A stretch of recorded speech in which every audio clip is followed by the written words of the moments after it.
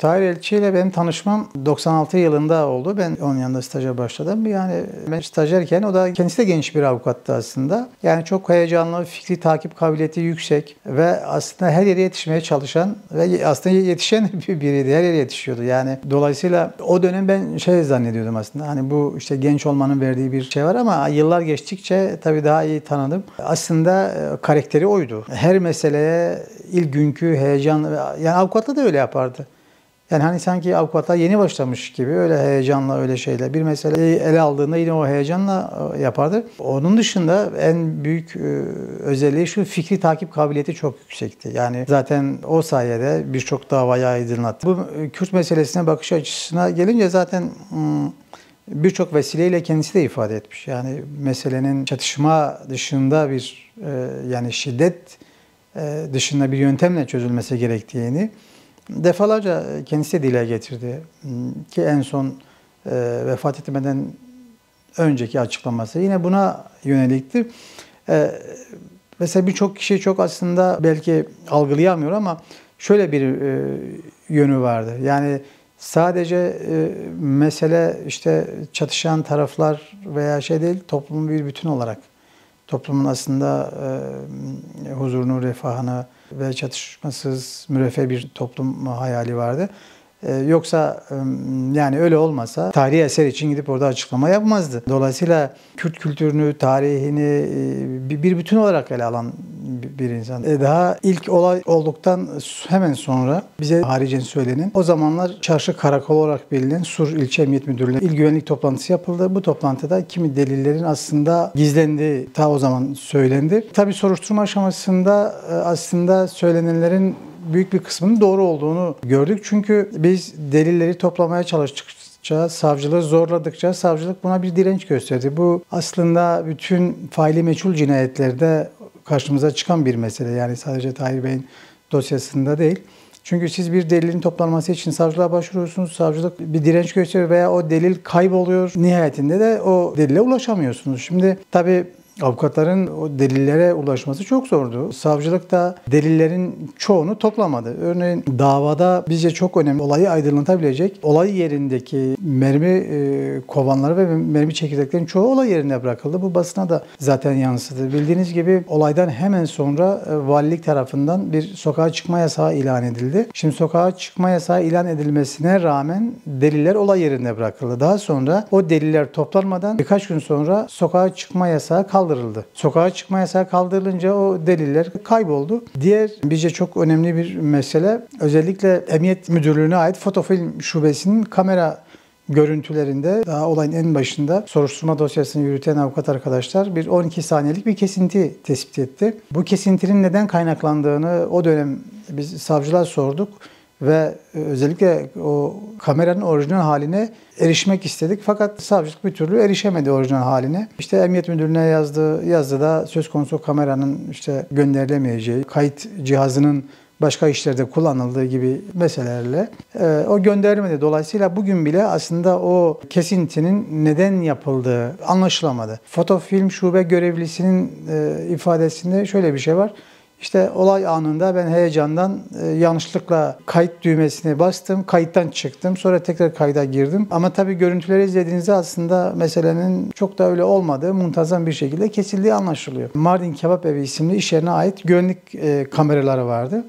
Ki savcılığın haberi yoktu. Biz yani o dönemki Baro Başkan Yardımcısı Sayın Ahmet Özmen savcılığa bildirmişti. Savcılık el koydu ona. İş yerinin iç tarafını gösteren 3 güvenlik kamerası çalışır durumda. Ancak tam da olay yerini gören 4 nolu kamera bozuk dendi. Mavi ekran hatası veriyor. Bu tabii adli tıpa gitti, TÜBİTAK'a gitti fakat bir türlü aydınlatılamadı. Aslında İşin büyük çoğunluğunu yapması gereken savcılık yapmadı. Ceza usul kanununa göre aslında delillerin tamamını savcılık toplar.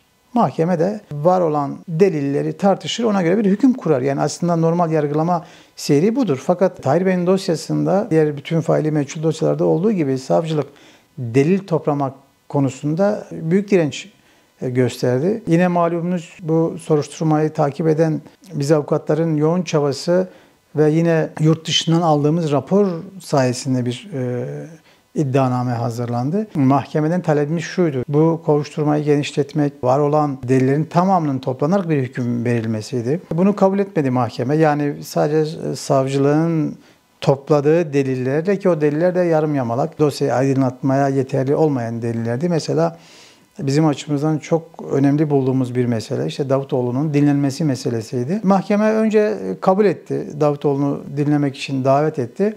Sonra bizim olmadığımız bir ara celse açarak vazgeçti, dinlemekten vazgeçti. Dolayısıyla aslında çok şaşırtıcı bir durum değil. Çünkü işte Tahir Bey'in takip ettiği onlarca faili meçhul yargısız infaz dosyalarında olduğu gibi bu dosyada da yine bir siyasi müdahale olduğunu düşünmekteyiz. Zaten şöyle bir mesele var: bu tür siyasi sahiplerle işlenen cinayetler bir siyasi iradeyle işleniyor. Dolayısıyla ortaya çıkması da bir siyasi irade sonucu olur. Yoksa salt işte savcılığın kendi başına yapacağı bir araştırmayla, çünkü bir organizasyon var karşınızda. Yani delilleri gizleyen, yok eden, hatta delilleri yerine göre imha eden bir organizasyon var. Dolayısıyla salt bir savcının tek başına hareket edip bunu aydınlatması çok zor görünüyor. Çeşitli platformlarda, çeşitli vesilelerle birçok kez söyledik. Yani bu bir siyasi cinayettir. Ki Davutoğlu da aynı şeyi söyledi Diyarbakır'da. Dedi ki bu siyasi bir cinayet dedi. Biz de şunu söyledik: madem siyasi bir cinayetse buyursun gelsin anlatsın. Yani nasıl işlendi, kimler işledi bu cinayeti, bilgisi var ki böyle bir söz sarf ediyor. Tabii mahkeme önce kabul etti kendisini davet konusunda, tanık olarak dinleme konusunda, sonra vazgeçti. Bugüne kadar Davutoğlu da bir açıklama yapmadı. Yani aslında işin doğrusunu söylemek gerekirse dürüst bir siyasetçi şunu yapabilirdi. Yani bildiğini, evet mahkeme belki çağırmamış olabilir ama kendisi kamuoyuna veya kamuoyuna açıklamasa bile kimi vesilelerle olayın özünü açıklayabilirdi. Ama manipüle etme dışında bir şey yapmadı işin doğrusu. Şöyle bir tecrübemiz var. Yani Kürtlerin şöyle bir tecrübesi var. Özellikle siyasi cinayetler, faili meçhul cinayetler bu cezasızlık ikliminde cezasız bırakılıyor.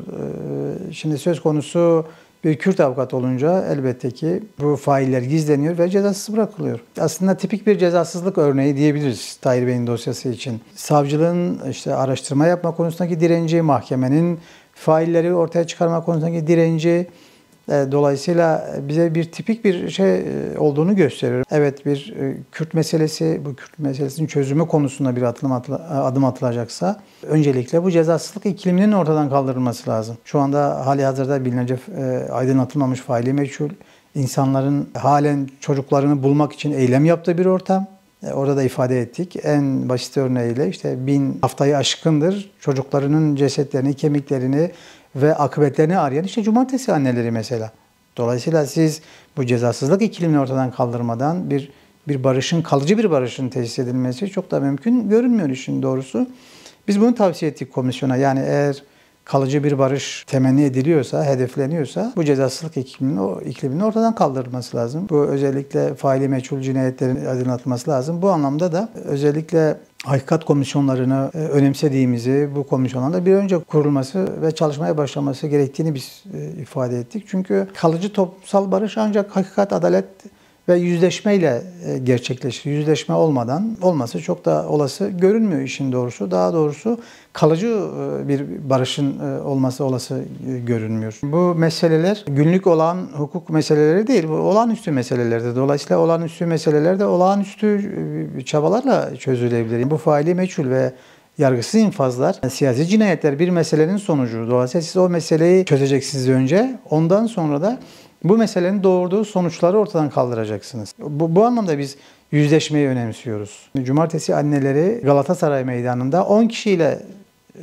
yapıyor. Bırakın failleri bulmayı, onların failleri aramasına dahi müsaade edilmiyor. Tahir Elçi Vakfı olarak özellikle bu meselede, yani yüzleşme, hakikat ve adalet meselesinde üzerimize düşeni yapmaya hazırız. Çünkü işin doğrusu çatışma, silah ortamı birçok meseleyi öteleyen, birçok meseleyi aslında görmemizi engelleyen bir husustur. Dolayısıyla Kürt coğrafyasında da şiddetin, çatışmanın son bulması bizce oldukça önemlidir. Bunu destekliyoruz. Biz hem iktidarı hem diğer aktörleri cesaretlendirmek için elimizden geleni de yapıyoruz. Bu çünkü nihayetinde bir cesaret meselesi. Daha çok cesaret değerlendirmek lazım. Sürecin daha hızlı ilerlemesi için, daha hızlı bir şekilde başarıya ulaşması için sivil toplumun da bence daha aktif bir rol alması gerekiyor. Tahrir Elçi'nin de tahayyül ettiği bir ortamdı aslında. Yani çatışmasız, silahsız, savaşsız bir ortam. Tahrir Elçi'nin tahayyül ettiği bir ortam, bir ülke, bir durum.